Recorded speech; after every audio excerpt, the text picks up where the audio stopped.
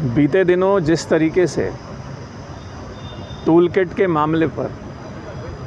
छत्तीसगढ़ सरकार ने कांग्रेस के इशारे पर प्रदेश के पूर्व मुख्यमंत्री और भारतीय जनता पार्टी के राष्ट्रीय उपाध्यक्ष डॉक्टर रमन सिंह जी,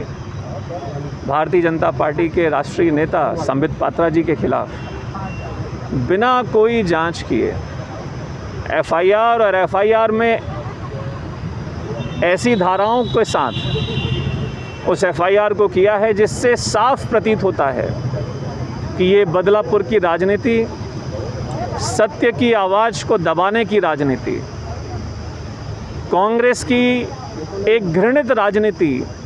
लोगों के सामने ना आ पाए, इस उद्देश्य से की गई है। लेकिन ये दांव कांग्रेस पार्टी पर, कांग्रेस की इस प्रदेश सरकार पर उल्टा पड़ा है। आज तो मैं धन्यवाद देता हूं, यदि कांग्रेस की सरकार ये एफआईआर नहीं करती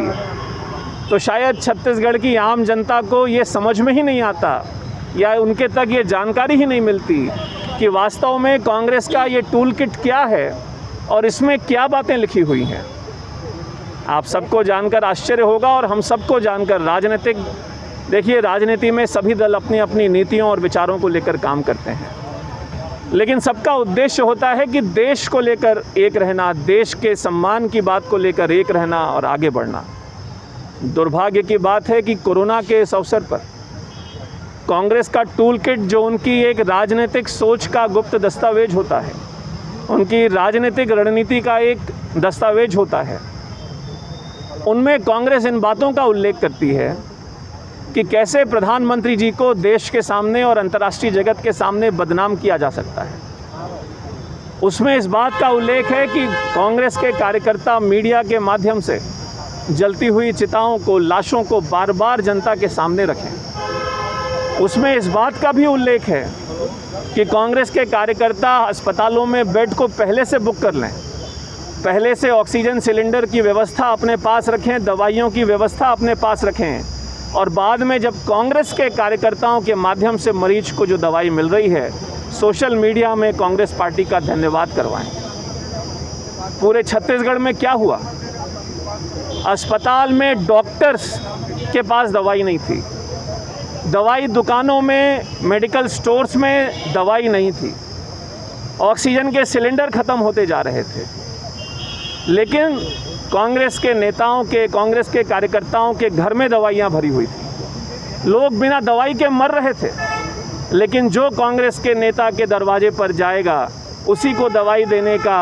फैसला कांग्रेस के नेताओं ने एक ओछी राजनीति के तहत लिया।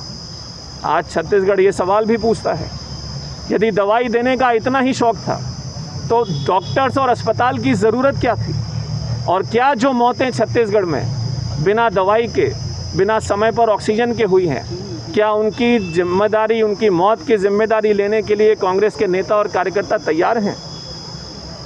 टूल किट में स्पष्ट रूप से इस बात का उल्लेख है कि कैसे कुंभ को एक सुपर स्प्रेडर इवेंट के रूप में प्रस्तुत करना है और कैसे कुंभ की बात को एक धर्म विशेष के साथ जोड़कर कहीं ना कहीं तुष्टीकरण की राजनीति के रूप में कांग्रेस उसको आगे ले जाने का प्रयास करती है। तो कुल मिलाकर कांग्रेस का ये दस्तावेज जब सार्वजनिक रूप से मीडिया के सामने आता है और उस विषय को लेकर संबित पात्रा जी, डॉक्टर रमन सिंह जी एवं तमाम राष्ट्रीय स्तर के और प्रदेश स्तर के नेताओं के द्वारा उस विषय को आगे बढ़ाया जाता है, तो उनकी आवाज़ को दबाने के लिए एफआईआर दर्ज होती है। आज छत्तीसगढ़ के भारतीय जनता पार्टी का हर कार्यकर्ता कांग्रेस की सरकार को चुनौती देता है कि यदि उनमें हिम्मत है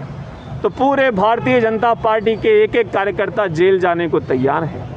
उनकी जेल छोटी पड़ जाएगी, लेकिन कार्यकर्ताओं का हौसला पीछे नहीं हटेगा। आज इसी विषय के विरोध को लेकर छत्तीसगढ़ के सभी थानों में भारतीय जनता पार्टी के कार्यकर्ता धरना प्रदर्शन और गिरफ्तारी देने के लिए डटे हुए हैं।